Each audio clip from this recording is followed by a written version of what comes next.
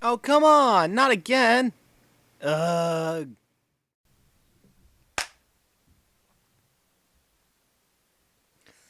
Hello, everybody! And welcome to the first, 0th episode of FullRestore, the podcast, starting off this new channel that will be part of the TBT network. I'm Pat, the ODST from Pat's Plays, and this is my friend... T cool. FMAT cool. What? Terrell. Terrell. Well, the channel has FMAT cool.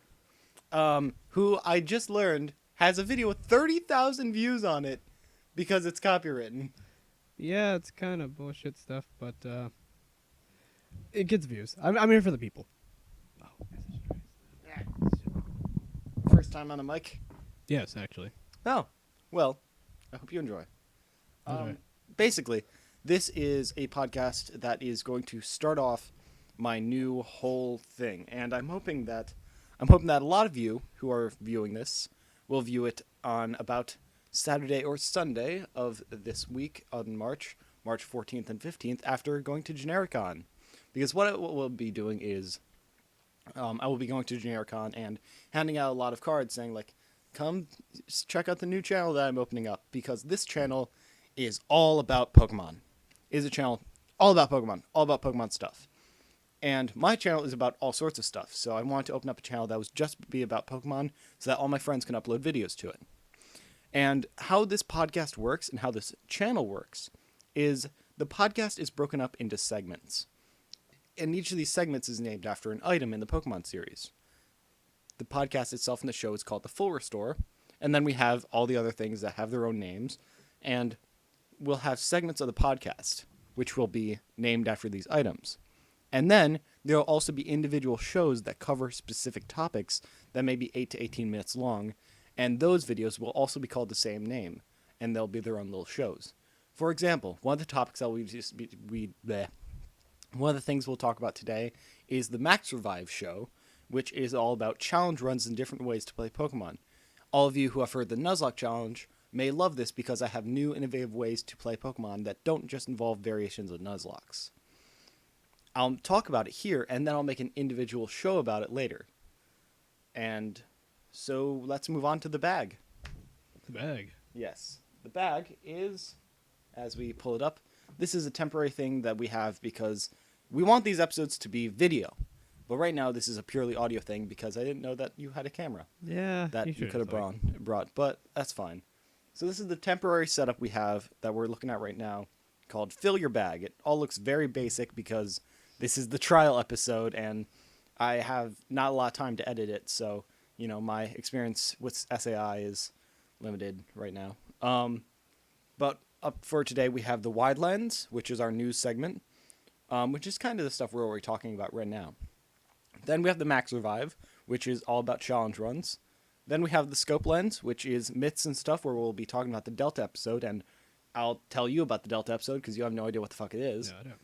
And then at the end, we'll have the link cable and then the leftovers. The link cable will be links to future videos on these topics and the channels involved. I'll link to T Cool and I'll link to myself. Even though I would hope that maybe you'd put up something that might interest these people, but other than that, you can watch his 33,000 view video on Fullmetal Alchemist or something. Don't worry about it. I think I'm just going to make another channel for this anyway. Oh, sweet. Tell me before Friday, because I want to link to one that you're not using. Yeah, I'll think. Basically, I want this channel to be... Well, let's get into that after we go to our new segment. Our first segment is the Wide Lens. And the Wide Lens is stuff. And since this is the first episode, the new stuff will be about itself, which is funny. Oh, by the way, if anyone thinks of better names for all of these, like maybe Max Revive, even though it's a reference to Nuzlocke, might kind of not fit. If you have better ideas for names, then go for it. We have an idea for a show which would be debates, and I'm debating whether to call it the Defeatist Debate Show or the Ring Target, both of which kind of involve like fighting in a way that like pinpoints stuff and all of that, or defeating your opponent and everything. By the way, Defeatist is an ability that only one Pokemon has, Arcan, which evolves into Archeops. If it drops below half its health, all of its stats are halved. So it's like, fuck, I was already going to lose. So it's kind of a glass That'd be cannon. some X and Y stuff, wouldn't it? No, Arc Caps is from Gen 6. 5. Fuck. Gen 5. Oh. Also, while this is all about Pokemon, when I'm on the podcast, it won't be completely family friendly. I do like to swear. So let's talk about the show and the channel. As I said, it's all about these segments that we're doing and all about their name. This is the FullRestore podcast, and it's the FullRestore channel, and we'll have segments that are named after these things, but also individual shows that will be named after these. And if you like what we're talking about, even though we may talk about it either too briefly or we'll have too much chit-chat and you want it to be more on topic, then you can go to the full video on it, which will be uploaded succeeding the podcast, and in between one podcast and the next. Do you have anything to say about that? Anything that I've told you that I might have not said yet? No, if anything, you'd probably covered it twice. Yeah, I kind of did that. I just, it's introductory thing, and I really want to get the messages out there. I guess we can, I'm setting up Twitter accounts for both my main channel and this account. And what I want to happen in the future is I want to get all of my friends to make their own YouTube channels and then all upload stuff to the FullRestore to make it kind of a hub, and then have everyone can feed off of it. Everyone can get links to their channel. That's why the link cable is such a very important part of this show. Not to mention it being a big part of the game itself, because, well, that'll be in the scope lens. So far, do we have any confirmed, like anybody who you know is actually going to be a part of this? Laura, definitely. She just needs to set up a YouTube channel so that, or I think I'll just link to her Tumblr, really, because she uses that a lot more. And she loves, like, her Tumblr is all about Pokemon stuff, so you'll love that. And great contribution for yeah. this. If you're watching this from Genericon, the person I'm walking around with all day, that's Birdie, or our friend Laura, and she'll be on the next podcast, hopefully. Oh, sorry, I wouldn't be joining you people. Well, you can still get a ride to Genericon with us. Yeah, that's the spirit. Even though you haven't played Auras yet. Not yet. I'll see what I can do. What are the games you've played? Everything but those. Oh, like I played everything but those. Okay, so you're caught up to Gen 5, and you've played X and Y. Yeah. Okay, well, awesome. I would hate to be talking to someone who wouldn't even get minor references. Although sadly that one Pokemon you brought up a little earlier, I didn't know. Yeah, you didn't catch Arceus. Don't worry, he was a fossil Pokemon, so it's very likely that you didn't get him. I played Black and White, but I did you get Caracosta then? No. Like I know a lot of names, but it's kind of hard for me to remember. Like 748. 748 Pokemon, not counting evolutions. Well, I mean counting evolutions, but not counting forms. Okay, so I know all names up to Gen 4, but Gen 5 I just decided to quit on remembering their names. Interesting thing about Gen 5. Gen 5's Pokedex is built where it's completely mimicking Generation 1. What do you mean by that? Gigalith is Golem. Chandelure is Gengar. Conkeldurr is Machamp. All the trade evolution Pokemon are all found in the same area, the same points in the game, and have trait evolutions, just like Golem, Machoke, and Gengar. And there's Gothitelle and the other thing that are supposed to be like Alakazam and Abra and Kadabra. There's a 3-stage dragon type Pokemon, and there's all those things that sure they may be staples from every generation, like Patrat, but there are other things that kind of make it seem like it's really like almost the exact same number of Pokemon in Black and White are almost the same exact number of the original 151. They seem to be trying. Yeah. By the way, I really don't like the first generation. I'm fine with. I don't like Kanto, as in it's built kind of shittily. Like I hate the map. I hate the town map of Kanto. I hate the way you go around and how it gets complicated and everything. Wait, town map of Kanto. That. Kanto, the original region. Oh, what you said? Oh, the actual map stuff. Yeah, I don't like the continent. I do like the lower half. I don't like the top half. But I've always wanted to do this. We are getting off topic, so let's use the red card and get back on topic. Do you know what the red card is? No, what is the red card? The red card and the eject buttons are items I think introduced in Gen 5, but I think mainly used in Gen 6. They're very uncommonly used competitive items where the eject button, if you get hit, you switch out immediately. And it's like a baton pass, but it automatically activates when you get hit. And then the red card, when your opponent hits you, your opponent gets switched out, gets forced to switch out. Yeah. It's really funny. So I was like, oh, we're getting off topic, red card. Alright, so then. So let's go on to Max Survive. Have you ever done a hard mode or Nuzlocke challenge? Or any kind of challenge run in Pokemon? Somewhat. I've done a little bit of Nuzlocke. A little bit of Nuzlocke? Yeah, How far did you get? I've tried. Let's see. I think I got up to third. Stay on the mic. Sorry. I think I got about third gym. Third gym. Which game was it? Diamond. Yeah, Diamond's a hard one. Oh shit! I hit the mic. Sorry. I'm also eating. That helps. This is going great. Keep talking. Yeah, thanks. So, I don't really have much to talk about because sadly I don't even remember much about my own team. That's so sad. Did you name them? Yes, I did name them especially. Did you name them shitty, stupid names like Fart Face and Dog? No, I'm not a mean person. I'm just like, you know what? I have this team. I always love naming them after my good friends. Oh, But that's but then they adorable. die. So Yeah. that sucks. Well, that's exactly what I want to talk about. I've played about 4 to 5 Nuzlocks, and they've all been great. But I really discovered something that I hate about Nuzlocks: the death rule.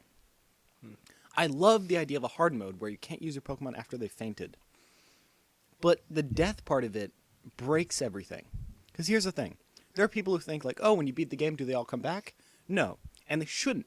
Because if they all came back, then all the pain you went through, because I'm a role player, like all the pain you went through in the story, everything your characters went through was all for nothing. And another thing is that means that being the champion, maybe it ends the curse. Maybe it... No, nothing. Things don't die anymore. Yay! But if you if you were cursed, and then if you had say you're Hercules or Hercules from the original Greek and Roman myths, you have a bunch of these challenges that you have to do whatever. I don't remember what the goal of that was. I think it was to become a god or something. But say you're Hercules, and the story is you have a love interest, and they're killed. Or no, they're not killed, but they're like suffering, and they're like in a nightmare, and it's like, oh, it's horrible and everything, and the only way to stop the nightmare is to go through 5 trials, and then you go through the 5 trials, and then the person wakes up and everything's fine and everything like that. But that's not a good metaphor. Basically, what I'm trying to say is, even though beating the game ends the Nuzlocke like epidemic and everything, it doesn't make it any happier. Because everything's still dead, and there's really no incentive to beat the game. The only incentive to beat the game is revenge. And I hate revenge as a mechanism in stories. It's like, every single fucking Nuzlocke comic has, like, something gets killed, and then they take out revenge and kill the entire enemy team's Pokemon. Which is not a good lesson. That's not a good vibe. I don't like that. I don't like the whole, like, revenge. I definitely don't like martyring. When a Pokemon dies and it just becomes the symbol of the entire run, then you eliminate any chance for that character to actually have a character about them. Like, all the Pokemon that lived through the entire story, you remember them for, say, in a Nuzlocke comic, like their little antics or whatever. Then when they die, their antics may be remembered, but if they don't die, if they die and then you become, like, you martyrize them, then they're just a symbol. They're not really an actual character. Also, most Nuzlocke deaths happen in the Elite Four and at the Champion. There are people who go into the final battle, and everything faints except for the last Pokemon. That's not a very happy ending. Like, what was the point of even going to League if you knew everything was going to die? There's not incentive to continue playing. And that's why so many people who do Nuzlocks don't finish them. Because there's no reason. There's no reason to finish a Nuzlocke, other than to finish the game. That's why I took a different take on the Nuzlocke Challenge, to make it more enticing to people who are role players. The first of the runs that I will be talking about, and I have 2 runs to talk about. The first one I want to talk about is the Coma-Run. The Coma-Run is a Nuzlocke in every single way, a hard mode run. But instead of things dying, things that faint Pokemon that faint go into a coma. And you can say that coma is a nightmare if you're like really dark and depressing and all that. Like, this isn't a squeaky clean version, but they go into a coma. And the only way to get them out of the coma is to beat the game. Now, this isn't just making it like, oh, you get everything back. Getting everything back isn't the point, because even though, say, your Zigzagoon went into a coma, you probably won't use it when you beat the game, because you'll have no point to use it. The point isn't to get them back. The point is that beating the game does something good for your characters. And nothing can ever get martyrized, because they'll come back as their own character and everything. And it's not about the happy ending either, because, you know, there's still all this stuff that you went through and everything, and it can be as dark as you want or as light as you want. But there's incentive to beat the game. That is the point of the Coma-Run. It also makes a lot happier and everything, and the fact that, you know, you're not fighting for revenge, you're fighting for your friends. You know, a little Ike reference, right? That's what Ike says? I fight for my friends. Not that I would know of. I don't play... I thought you played Smash Bros. Yes, I do. I fight for my friends. Oh, you think I remember all the catchphrases? But that's like a meme. That's like, personally, I prefer the air. You know? Yeah. Falco? Falco, man! Uh, Why does he have a landmaster if he prefers the air? Like, that's the joke, you know? I don't think I know any of the background on any of these things. God, me being Uh. a major game player, I don't know anything about this stuff. I think Not major. You don't okay, straight I lurk. play a lot of games. I just don't remember a lot. You're not a of big what part of they the say. community. Okay, I'm not a big part of the community. Let's go with that. I'm not a part of you guys. Sure, I'm Great advertising for your channel. I'm somewhat for the people. I try. You're the average consumer, not the average producer. Yeah, I like to follow people. And that's great. And I hope that you guys all follow these channels and these sites that will be linked in the link cable. Yeah. Now, when it comes to my stuff, I'll learn. I'll get used to it. Let's say that. You get a fresh start. I'll get a fresh start on life. I'll make my own. I'll make myself a new channel, and I'll make myself more interesting and have a lot more things to say that relate to everything that the game. Everything includes Pokemon, so there's some incentive for people who only like Pokemon to go to your channel. And there's plenty on mine, because I've uploaded a ton of series on Pokemon at my channel, and I'm planning on bringing them here. But, actually, I want to talk about why the Coma-Run happened and why I came up with it. It all started from an accident. Not the accident of switching to the wrong Pokemon or a critical hit happened or something, but the accident of the game allowing me to fuck up in a horrible way back in Pokemon Y. My original run of Pokemon X was a straight-up Nuzlocke. Oh, shit. Don't worry, it just went to sleep. Oh, wait, this one. My original run of X version was a straight-up Nuzlocke blind. I stayed spoiler-free, and it was awesome. I lost, I think, 4 Pokemon, but each one was a very huge loss. First was Samus, my Pichu. Not my Pichu, my Plusle. And then it was Brittany, my Sandile.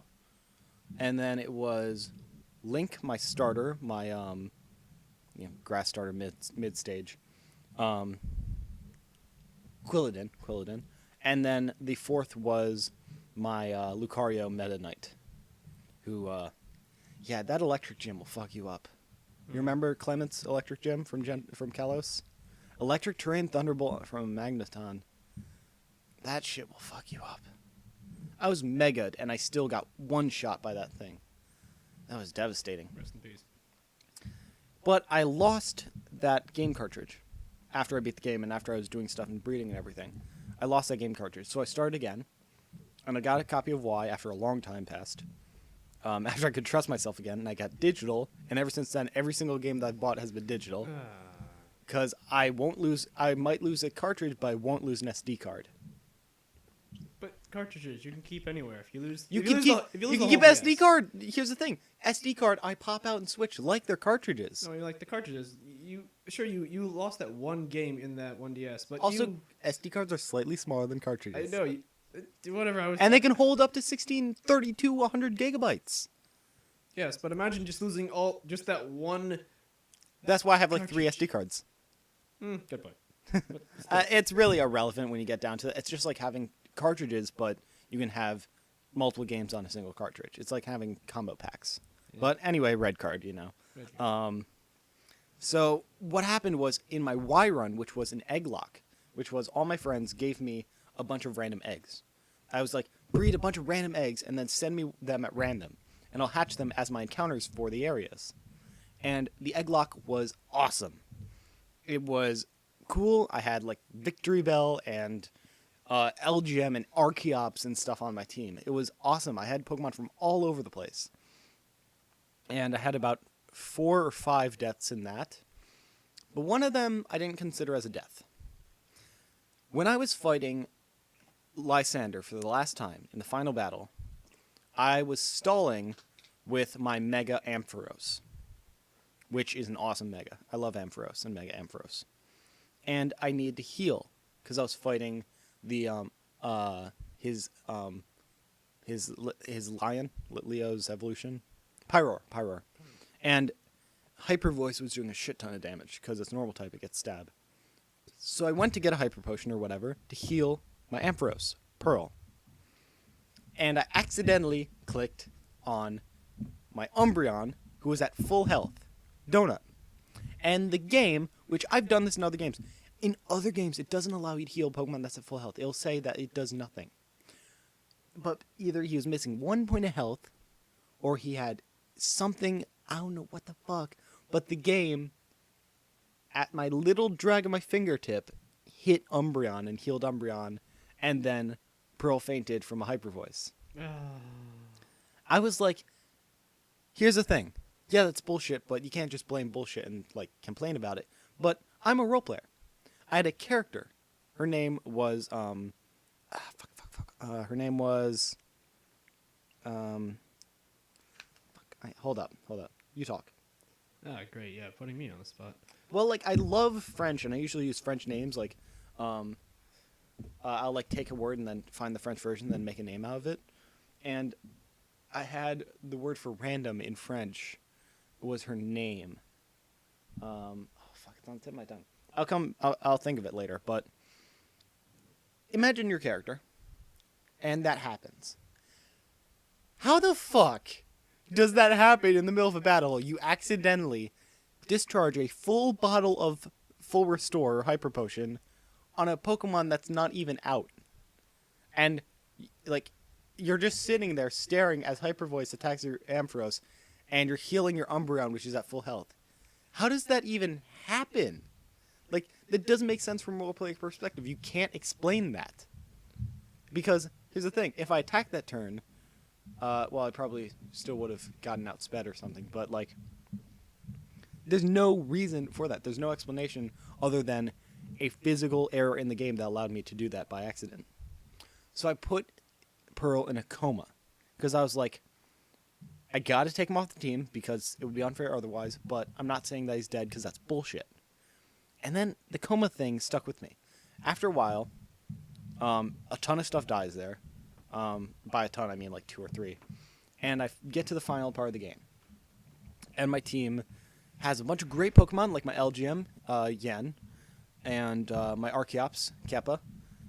But then there are others, like my defensive Ninetales, named Noofsy Snoof, and my Dedenne named something about electricity. I had a Dedenne on my team. Dedenne was my only counter, other than Ice Beam on my Gastrodon, Remade, my only counter to dragons. And you want to know something? The only Fairy-type move that Dedenne can get is Play Rough, which is a physical move with low accuracy. So I had to fight dragons with Nuzzle, Charm, and Thunderbolt. Goodbye, Dedenne. I was sitting there training and everything. I thought, there's no way that I'm going to get through this without being a massacre. So what I did, I took it in my own hands and I said, Nuzlocks are bullshit. And I turned off the Nuzlocke rules. And I went in, and I had so much fun. Because all these challenges, yeah, they're supposed to be challenging, but the challenge is supposed to make the game more fun. And if the challenge is taking away fun, you shouldn't do it. There shouldn't be an obligation to continue the game, especially if there's no reward, if you're not having fun. So I turned off the rules. 4 or 5 of my stuff fainted in the final battle with Diantha. I didn't heal anything. I didn't use any revives, but I didn't consider things dead. And I got through with like 2 Pokemon left, and it was awesome and fun. So that made me come up with the Coma-Run. And we've been on this topic for a long fucking time, so we should probably move on. Yeah, right. So the Coma-Run is stuff doesn't die, it goes into a coma. And you can take that anywhere you want with, like, dark rise stuff, nightmares, anything, if you want it to be dark. Next, we have shortly I'll go over the paired run. Have you ever heard of a wedlock? No. Wedlock is Maryland's own version of Nuzlocke to make it even harder. You can only catch Pokemon boy, girl, boy, girl, boy, girl. Can't catch genderless Pokemon, and you can't use your PC until something dies, and you can only switch between the pair in battle. It's an amazing run, but the gender thing is stupid. The pair lock is simply you take out the romantic stuff and any of that, and the gender rules, and you can catch genderless Pokemon, and you take out all the catching rules that you have to wait until it's like this or whatever, and it's just things are paired up, and you can only switch between the pairs. And it doesn't have to do with gender, doesn't have to do with species, doesn't have to do with nature, doesn't have to do with things having a gender at all, and you don't have to make it some kind of weird shipping thing. You can make whatever you want. Both of these are not new runs, but they're better ways to think of a run, I think. The next thing is a very cool thing that's an actual new way to play. It's a new challenge that I made up called the Schema Run. Have you ever wanted to be a trainer that specializes in one type, or be a gym leader that specializes in one type? People from Genericon, like you're fighting the gym leaders. It's awesome to fight a person who uses one type, but it's so hard to use one type in an actual game. It's impossible to have a monotype team going through the entire game for almost the entire game. It's almost impossible. It's certainly not fun being a trainer who can only use a certain type. But it's fun to think about it, right? Have you ever wanted to have a team of just one type? Have you ever wanted to be a water trainer or a fire trainer? Electric, but that's me. Electric trainer, yeah, it's a good type, man. Only one weakness. It's great. You can't, because there's usually not enough Pokemon of your type, like fire type. Good luck getting 6 fire types. It sucks. Although, what about the in dual actual typing? run. Oh, Dual typing, yeah, but even then there's so few fire types in every game. Ice type, no, not even. There's like 4 in every game. Here's the thing, though. Schema Run allows you to be a monotype trainer, a trainer of a certain type, but you can catch Pokemon outside of the type. Here's how you think of it. Breloom is a mushroom. Shroomish is a mushroom. Neither of them are poison type.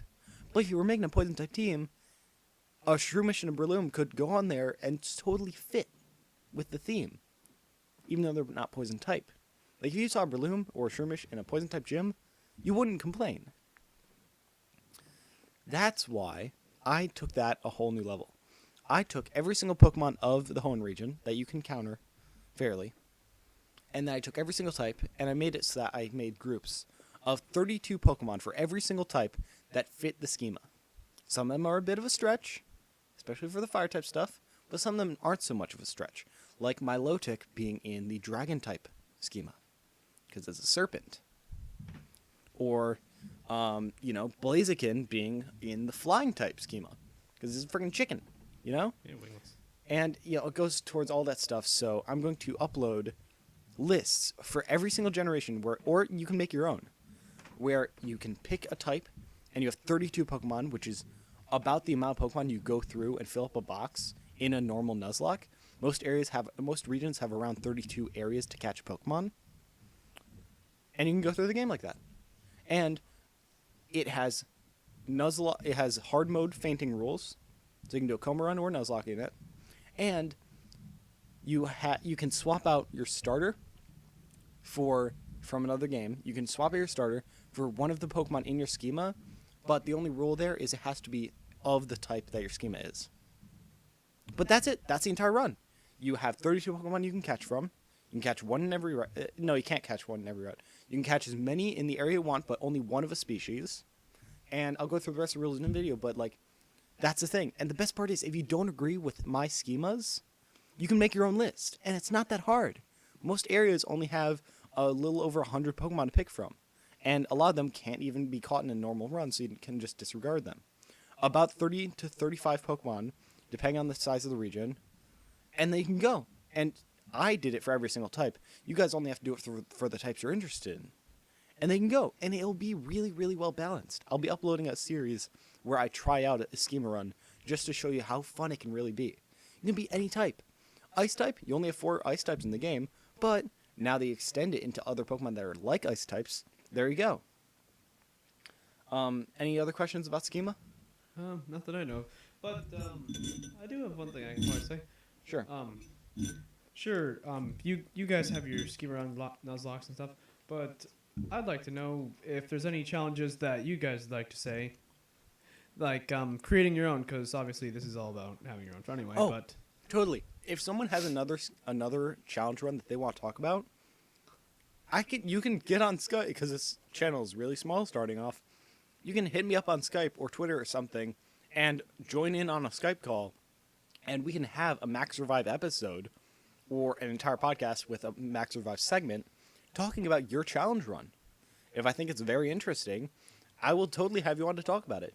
That's the best thing about this channel. It's an entire community. People can come on and do episodes on anything with me, or on their own if I know them well enough. So this segment, and the episode attached to it there will be an episode on Coma-Runs and an episode on Schema. Schema being the important one that I'm stressing. But I really want Schema Run to get popular, and I don't even care. I don't care if it doesn't link back to me. I didn't call it the Patlock for a reason. But I want people to try Schema Runs and tell me how they think, because it can be very strict and very challenging, or it can be very fun and be totally customized to how you see a type. If you disagree with me, you can make your own ones, and it's amazing. It's really, really fun and very creative. That's what I think, and I think it's actually going to be very fun. So, want to move on to the next short segment? Sure, let's do this. Okay. Scope Lens, which is what I previously called the Mythologic Cast, which would be talking about theories and myths and stuff in the Pokemon world. And we'll be talking about what everyone else is talking about, the Delta episode. So you don't care about spoilers, right? No, not really. So here's what happens. But you guys might.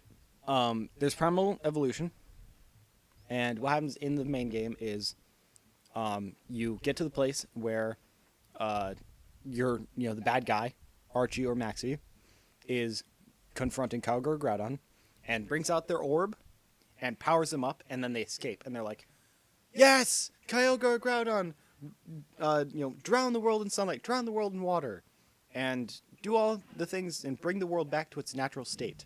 That's what they're trying to do, bring the world back to its natural state. But as in the classic games, they can't control the Pokemon for shit, and it goes on to havoc, and the world starts dying. Rain blocks out the sun, or the sun blocks out everything else in the world, and everything either dries up or starts flooding. And everyone starts freaking out. So you go to Setopolis, and you go into the Cave of Origin, and there is Kyogre Groudon. And you've been given a suit, either an Aqua suit or a Magma suit from Team Aqua or Magma, because they're like, fuck, we need to stop this because this isn't what we planned. And then, from my perspective, in Aqua, Alpha Sapphire, you put on the Aqua suit, you hop on Kyogre, and you ride it into the center of the Earth, where there's a glowing meteorite that transforms Kyogre into its primal mode, and then you fight it and either catch it or kill it, or defeat it. And you successfully stop the world from going back into an apocalyptic, Old Testament-style destruction. Pretty fucking crazy, right? Like I'd say. Damn. That's not even the tip of the iceberg. Because then what happens is you go back and you beat the game and everything, okay, right? Everything's happy, right? Then the post-game shows up. And you see in the Moss Deep Center, Space Center, they're observing this meteorite that's nearby, okay? Here's Earth, here's a meteorite, it's going like this. Then suddenly the meteorite takes a 90-degree turn and starts heading towards Earth. A 6-mile wide meteorite that can destroy every single living thing on Earth. Did that accelerate a bit too quickly for you? 6 mile wide. Wait, shit, I forgot to say spoiler alert. Spoiler alert. I hope that wasn't too much. You probably tuned off by now anyway. Wow. So there's a meteor coming. Well, I mean, as soon as we started talking about Primal Evolution, they probably clicked away. Anyway, I'll give you, a thing, skip ahead 10, 15 minutes. There we go. Go until you see the link cable in the preview. So, there's a meteorite coming. And also what happens is you see this girl, Zinnia. I'm so glad I remembered her name. Who looks kind of like AZ, but she's like this little woman who's fucking weird and everything. She has Whisper. And you run around and find out that Team Aqua, or just Matt from Team Aqua, is running around stealing everyone's keystones. Like, you go next door and Brandon's like, originally you were gonna like, hey Brandon, I have tickets to go see like the meteor show at the meteorite show at Moss Deep. And then he's sitting there like, oh my god, I lost my keystone. And then you're like, oh fuck. And then you walk out and there's Zinnia and there's Zinnia and she's like, hey, we meet again. Hey, what's up? Okay, bye. And you're like, what the fuck? And you're like, I've known this person. Turns out that she dressed up as a member of Team Aqua or Team Magma to spy on you, and she knows everything for some reason. So you run along and go to Wally's house in Petalburg. Wally's lost his keystone. You fight Matt, you beat his ass, and then he runs away. But Matt still has a keystone and everything. Oh no. Actually, Zinnia comes along and takes the keystone from Matt and disappears. So then Zinnia starts stealing keystones from everyone. And it's fucking weird. Nobody knows what the fuck's going on. You talk with Mr. Steven. You talk with Steven and Mr. Stone, and they're like, we're gonna tell you on some secret shit. And it's like some Freemason stuff. And it turns out that they talk about how the stuff that happened in Kalos. 3,000 years ago, a guy used a machine that was powered on the life essence of killing millions of Pokemon. And he granted himself eternal life or whatever. Brought a Pokemon back. And killed a bunch of shit. Okay? They know that, and they use that same technology to make infinite energy. And everything in the Pokemon world is powered by infinite energy. You know those little, like, swirly warp panels? That's interdimensional infinite energy portal technology made by Devon Corporation. Using the life essence of Pokemon or something crazy like that. Using the energy generated through Mega Evolution. Oh yeah, I've heard of that. Here's their plan.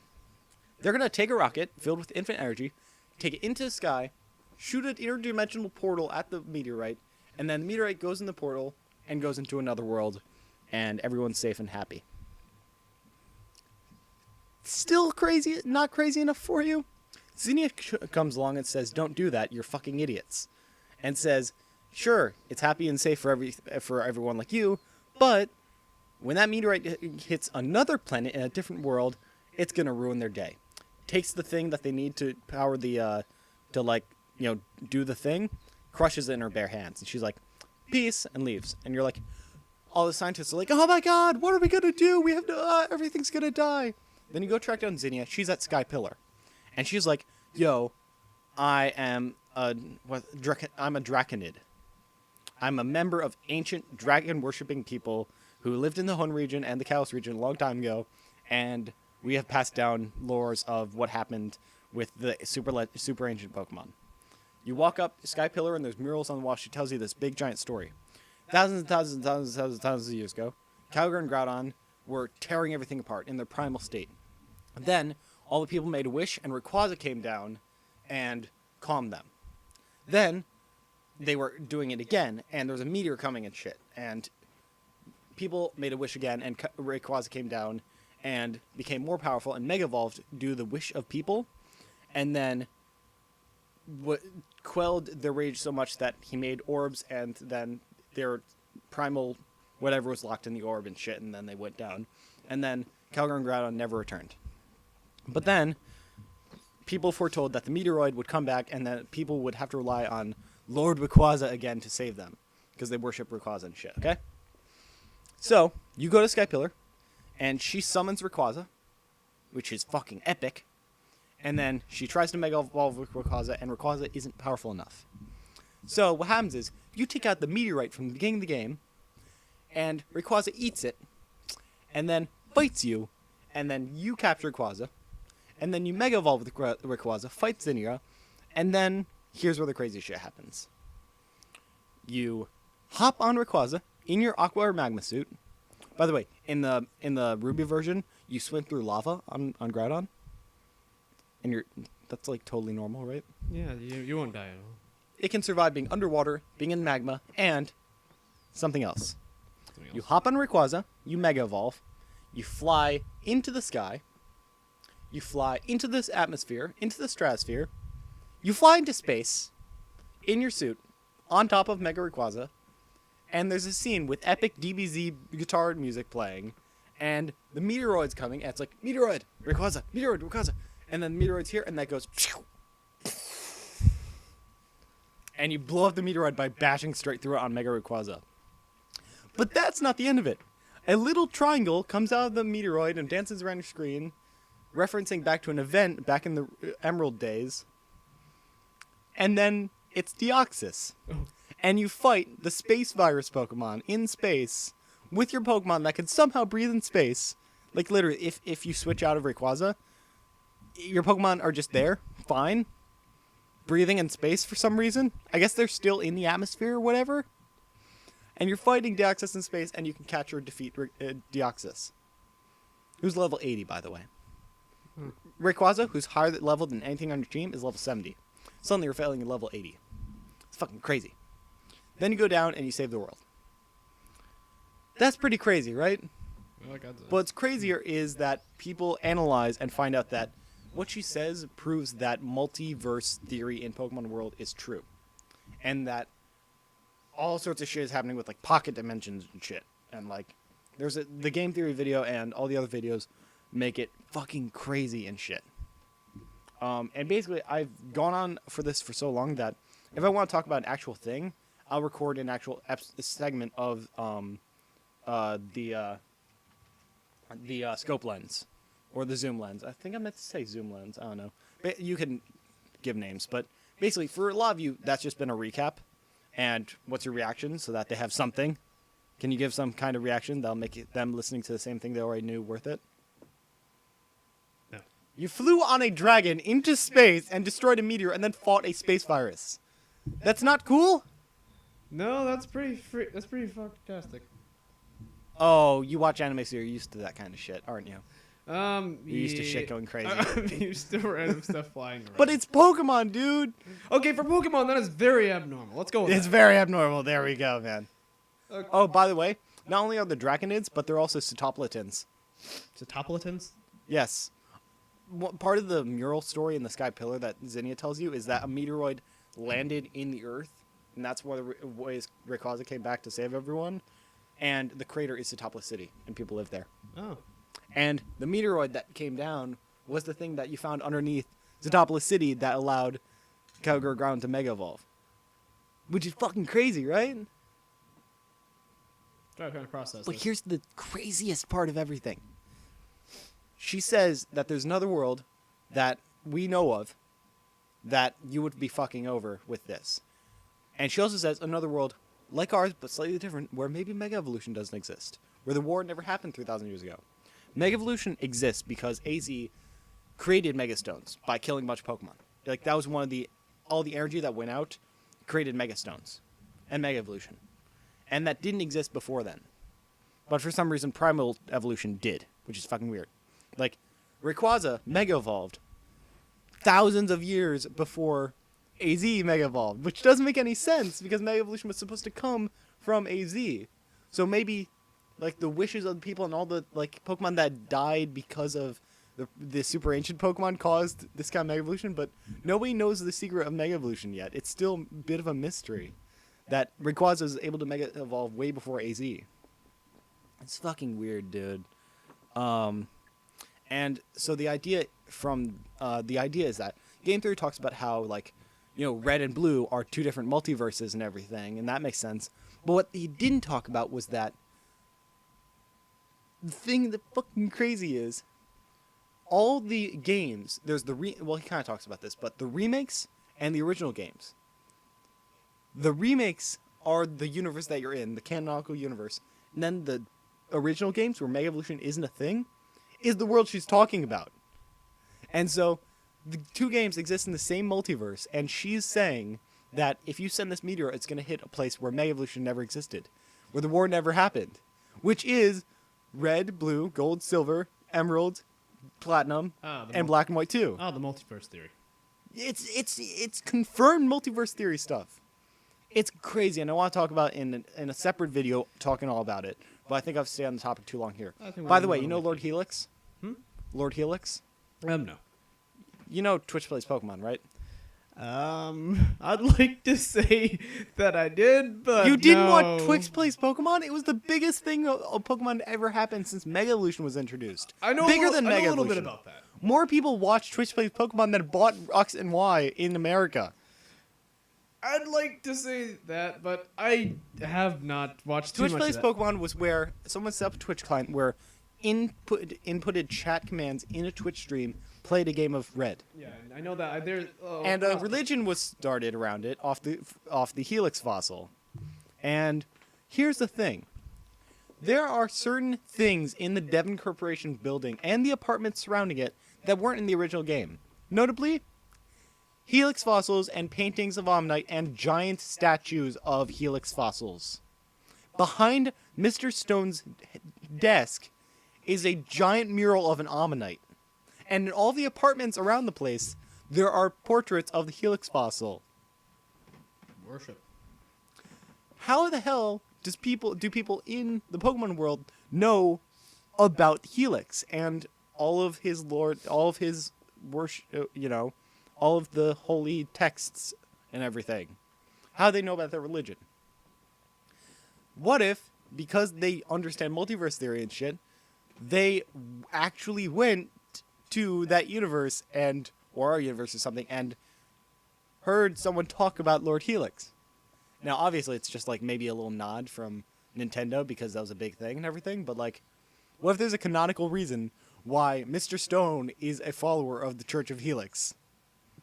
And the real question we all want to ask is, where is the Church of Dome and Bird Jesus? Am I right? If someone finds a fucking building where there's a dome fossil right next to someone who has a building of the Helix fossil, that will be fucking amazing. Because, like, the dome fossil was, like, Satan and shit and whatever, and Flareon, and you need to watch, like, a lore story talking about Twitch plays because it was an amazing thing. Just a bunch of people in a random chat were able to make an entire complicated religion with a lord, a savior, a sinner, and a demon. I shit you not. Bird Jesus was their Pidgeot that carried them through the entire game. Flareon was everyone was fighting to get a Water Stone or a Thunderstone to evolve their Eevee, and not only did they accidentally buy the Firestone, they accidentally used it on the Eevee, which Flareon is the worst evolution in all of the evolutions.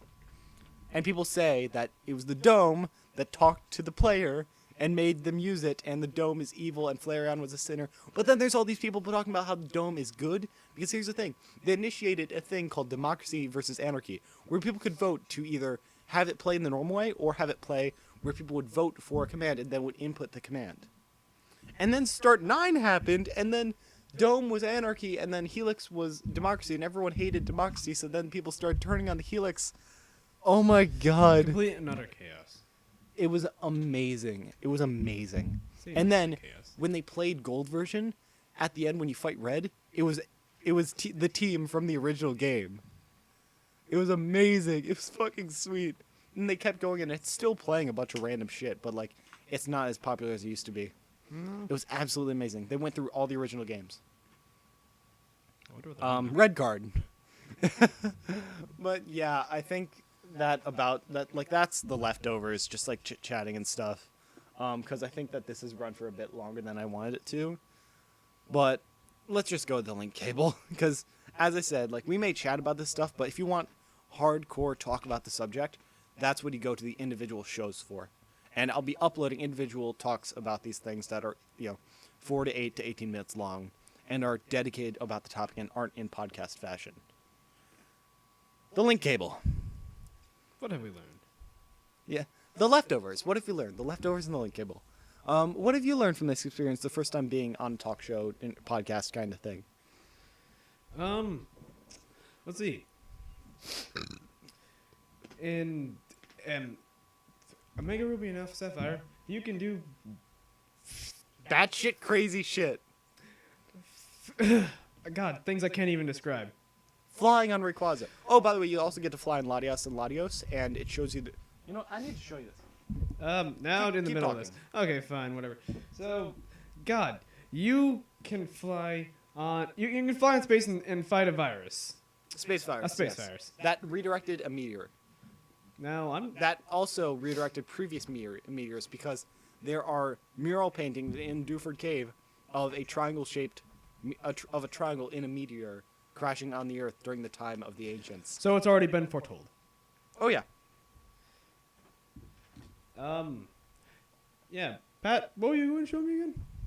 I'm bringing up ORS, so just talk about podcasty stuff. Like, what have you learned from, like, talking and everything? I've learned we stretch these topics too much. Yeah. I should get a counter, like a timer, like 10 minutes on every segment, 10 minutes on every segment. Oh, I'm sorry, but the timer we have right over here isn't good enough. Well, yeah, but I mean, like, an audio timer, like, someone could use their phone. We've been going for 50 minutes. That's average podcast length anyway. I wanted to do 30 minutes, but it would be unnatural. I don't know. Well, me knowing I've never really watched the podcast Well, myself, for those so. of you who either skim to the end or actually watch the entire thing, and if you watch the entire thing, thank you so much. Thank you so very much for taking this random person's thing and coming and watching. Or if you're watching this years in the future, thank you for coming to our origins. If this channel did very well, or if it died. We'll see what we can do. 'Cause For your reward for watching till the very end, here is Terrell's reaction to the Eon flute. Press up on the circle stick and enjoy. Up. Get right on the camera. I mean, on the microphone. on the camera. I wish there was.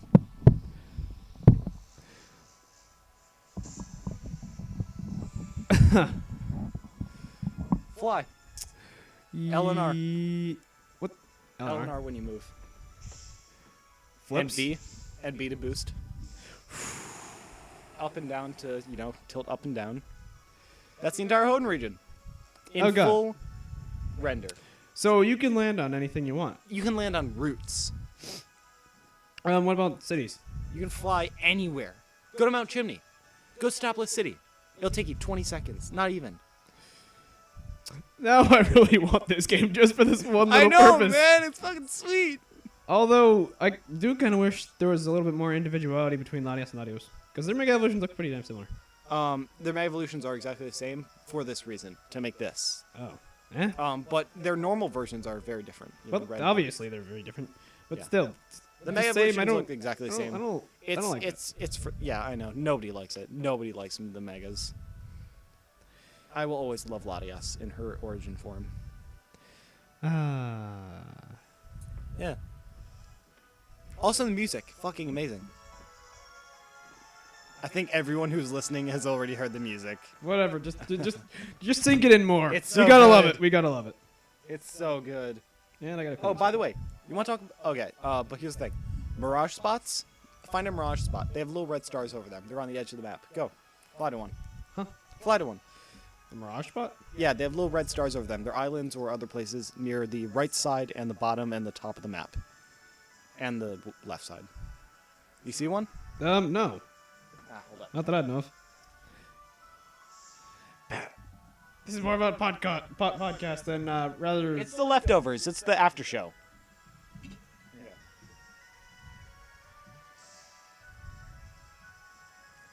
Around here. I don't have any.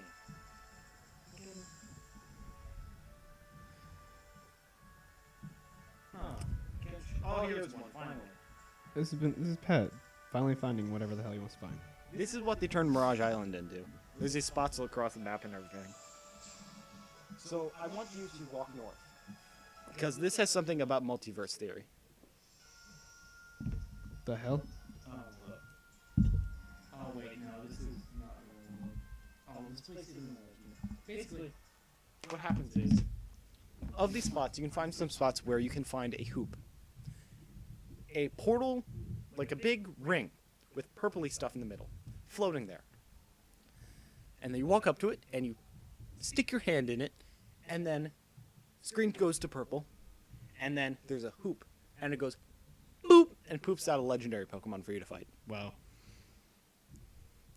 So there's some stuff about Hoopa that I can't wait to hear about, because a Pokemon that can bring up portals that can just interdimensional shit. Fucking crazy, dude. I really have to pee. So the link dump, the link cable, I already told you about my channel and this channel and his channel. More to come. I thank you all for those of you who listened all the way through. And stay tuned to this channel and come to my channel. If you want more videos right now, go to my channel. If you want to just wait for the Pokemon stuff and see as it comes, please subscribe. And if you ever want to watch anything that comes from me, then I will be putting my newer channel in the link below. Yes. Thank you all for coming here, and if you battled me at Genericon, I hope that I beat your ass or learned something. I may be a Pokemon champion by the time this uploads, by the way. I might have beaten the Elite Four and the champion in Genericon. Haha. All right. Do you have to piss? Because I really have to piss. No, but I have to wash out my sweatshirt in this cake. Oh, you got fucking cake all over your shirt? Yeah. Just suck it off. Yeah, whatever. Okay. No more Skype. Goodbye, everyone. Goodbye. Goodbye, everybody. I'm Pat the OSD. This is Terrell. Bye.